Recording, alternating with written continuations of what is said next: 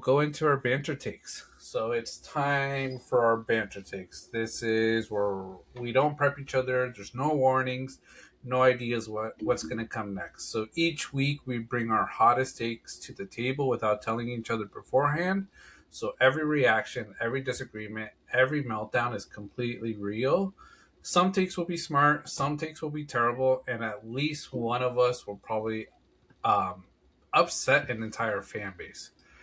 So we'll get Mhm. into our takes. A movie isn't a real blockbuster unless it plays in theaters. Netflix spends hundreds of millions of dollars making movies, then dumps them onto a platform where they're forgotten within a week. Imagine movies like Glass Onion, The Gray Man, or Electric State had real theater runs. Instead of becoming events, they become content. Netflix is creating disposable movies. Yes, I completely agree, and I feel like that's what they've done with, a lot of like the person I really think about because he was kind of one of the first was Adam Sandler. I think about a lot of his movies, you know, that he's released, like Happy Gilmore 3 or 2, Mm-hmm. whatever it was, 2, right? It was the only sequel Yeah. to Happy Gilmore. Um, it got some attention. A lot of people were watching it, but then it like within a couple days, like everybody kind of realized like Mm-hmm. okay, there's you have the time to watch it anywhere at home, whereas you're making time, like, an actual effort to go out to a movie theater to see a certain film. You're not doing it with these Adam Sandler movies. You're not doing it Mm-hmm. with any other Netflix movies that come out. And then the problem is too that you run into is they're all distributed on several sites. Like, you have one movie that's like, oh, that's an Apple TV movie, Mm-hmm. or oh no, that's on Netflix, or that one released on HBO. Like, it's me personally, unless I was like really seeking it out, like I'm gonna have to surf each one, Yeah. Google it or something. Whereas, Yeah. we can think of like a big movie coming out, The Odyssey. Everybody go watch it, please. It's going to be a great film. It'd be really good for my box office game. Um, but you think about a movie like that, it's going to be released in theaters. Like, okay, blind yourself and just point to your nearest movie theater and go watch it. It's going to Mm-hmm. be a given. It'll be there. So and that's what makes it feel like it's a big deal, a big movie. It's Mm-hmm. something that you physically can't find it at home. You're going to have to go to the theater to watch it, and I think that's a really big part of it. It's going Yeah. to a theater to have to unlock it. I know sometimes Disney Plus, for example, you can pay what, 20-30 bucks, see it a little bit earlier, at Mm-hmm. home. They did it throughout COVID. It's becoming less of a Yeah. thing now.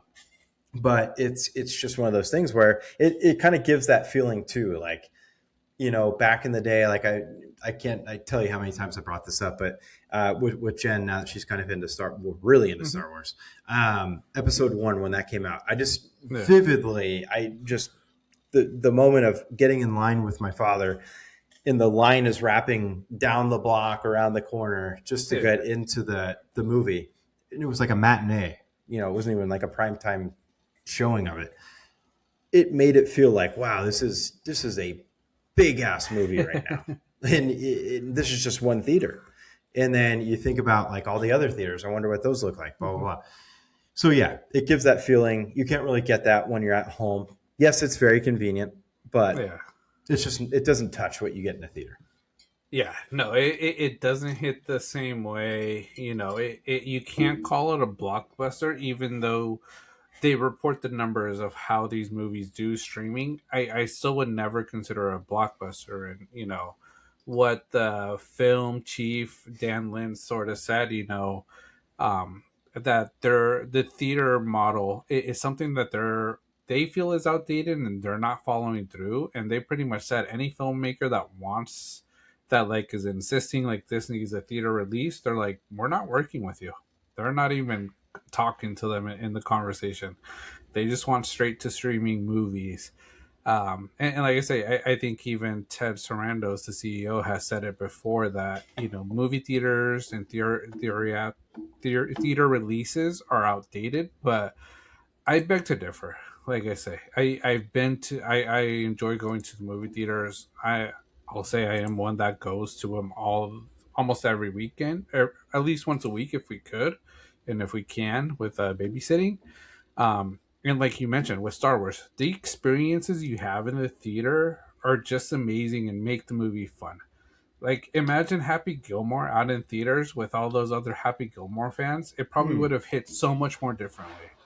No You doubt. know, the odd like I've watched Oppenheimer, streaming, here once it came out streaming. Still was an amazing movie to see, but it didn't hit the same way it hit when I saw it in movie theaters. So, what Netflix is doing, I think it's a disservice. Like I say, some of the movies that they've done, The Gray Man. I don't if you haven't watched it on Netflix, it's a great movie with Ryan Gosling, but it's like, man, this could have made so much money in theaters and been talked about so much more. But when you release it on streaming, it gets talked about for maybe a week because everybody watches it the week it comes out and then it's sort of forgotten. You don't think about it anymore. Whereas, look at Obsession right now. It's a movie that came out about a month ago, still being talked about every single week, still making more money every single week for one of the lowest budget movies, I think, of all time.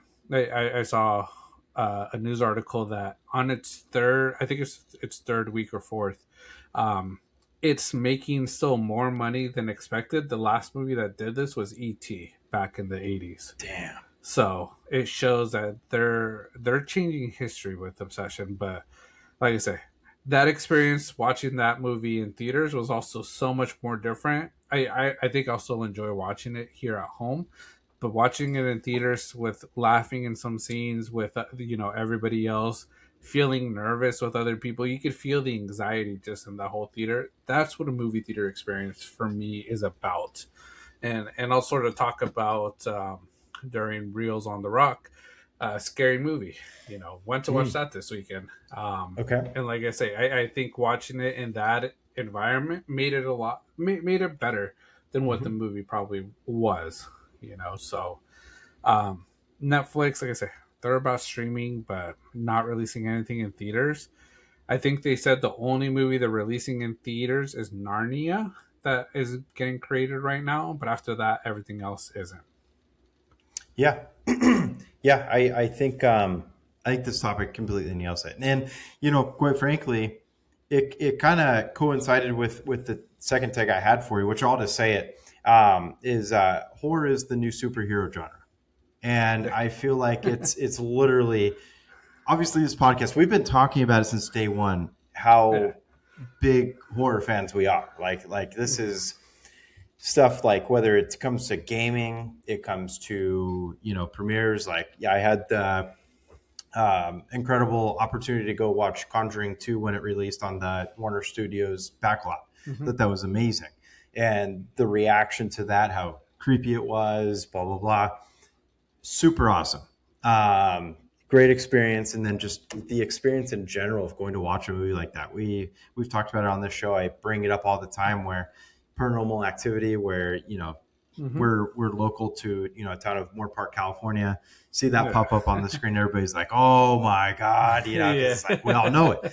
So the audience reaction is a big thing. Audience reaction when I went to go see uh, Marvel Endgame, and Mhm. just everybody like obviously coming through the portals. The crowd is Mhm. going nuts. Still gives me chills. Like just such It a does. badass moment in movie theatrics, history really. And Mhm. you get that out of Star Wars movies. You get that out of any really big release. And then Mhm. I'm glad you brought up Obsession because I read an article that you know I guess even going into third, fourth week, like you mentioned, it could eclipse, I guess, like $300 million in the box Mhm. office. Just extraordinary, just Yeah. incredible. And the budget for the film was thousands, Seven. Yeah, I think 750. 780, 750, 780,000. Yeah. Unreal, unreal. And see, that's where like that horror thing is becoming more prevalent. A lot of these Mhm. horror films are very low budget, and they're able to Mhm. make it happen. Yeah. What was it? The Blair Witch, Oh um, yeah. very low budget, right? And Yeah, and that it did was. it one of the all time best horror movies. Mhm. It's just it's happened all throughout history with these films. Hmm. I'm not too sure what the budget was for like The Exorcism way back when. I'm sure Oh in yeah. today's money it probably wasn't even that much, but just the Hmm. scenes that they create and the way that they can make them creepy. Hmm. Holy crap! Yeah. I will always have nightmares of that girl spider walking backwards down the stairs. Yeah. It just Oh yeah. f's me up. But Yeah. that's also why it's so big. And if we want to talk about cash grabs, I hope it doesn't turn into that because it takes away from like the theatrics of it all. And I don't think it'll get to that point because it is tough to pull Mhm. off a good horror movie. We've seen a ton of duds. Don't get me wrong. But when we have good ones, it's yeah, Yeah. it'll leave you thinking because it scares the Yeah. crap out of you. Yeah. It'll leave you thinking, and like I think that's what I like about horror a lot now is the directors that they pick for these movies are actual like horror geniuses and horror mindset Mhm. because you can't like I say I Christopher Nolan can maybe make a horror movie, but I don't think it'd be as good as someone that's really horror minded. Mhm. Christopher Nolan thinks the big picture, blockbuster, um, the guy that does Transformer, Michael Bay. Michael Bay, Yeah, like him making a horror movie, I don't think it's too much explosions for me for a horror. shit ton of explosions. So Yeah. it's like it would probably still be seen quite a bit, but it wouldn't have the same talk and the same energy that the horror movies that have come out in the last year are taking more audience into horror. Because if you Mhm. think about it, there was a time people didn't like watching horror because they got too scared and it wasn't their cup of tea. But now everybody's watching it because everybody's talking about it, and now everybody wants to continue watching these directors, these creative mindsets, and see what they do next. Curry Barker, his next movie is already getting a lot of rave, and a lot of people are excited to watch it. I think it has a higher budget, and it's probably going to break a lot of records.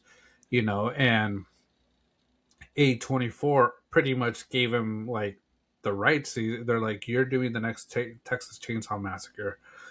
So he's going to start creating that, and you could only think of what his mind is going to go through. And the guy that made Backrooms, Backrooms will cost 10 million to make. If you look at the stars in that, big names. Mhm. The chick in that movie, an Oscar nominee this last season. Mhm. So but it's already, I think, in the first week made about 80 million. Still made quite a bit of money this week. So horror is that new genre. I think superhero fatigue, we've talked about it a bit, is a bit here. It comes and goes.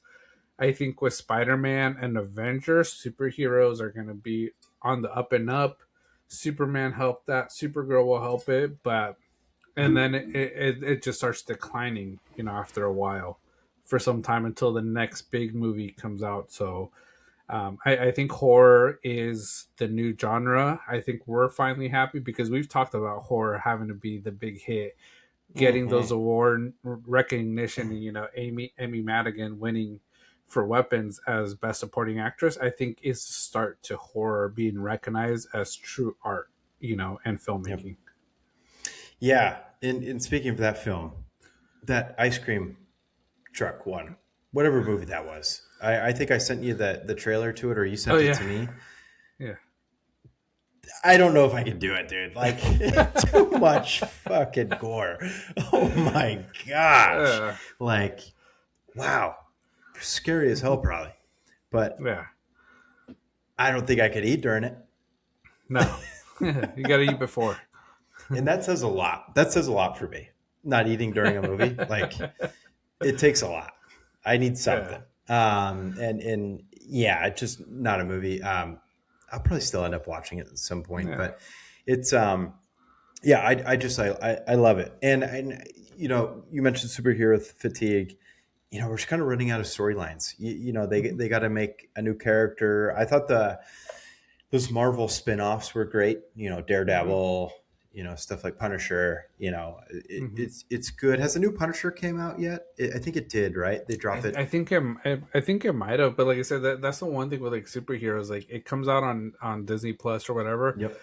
I I'm just not as interested into it anymore. It's just Yep. the one that I'm like, if I get a chance, I'll watch it. But I'll watch other things first. I agree. It was one of those ones that, was really great during COVID times because it's Yeah, like you have that or nothing. yeah, But yeah, no, it's different.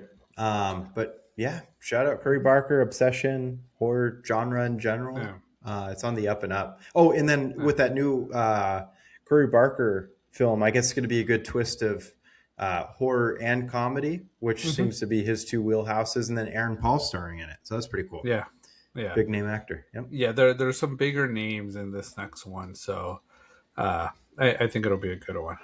Mhm. Um, but yeah.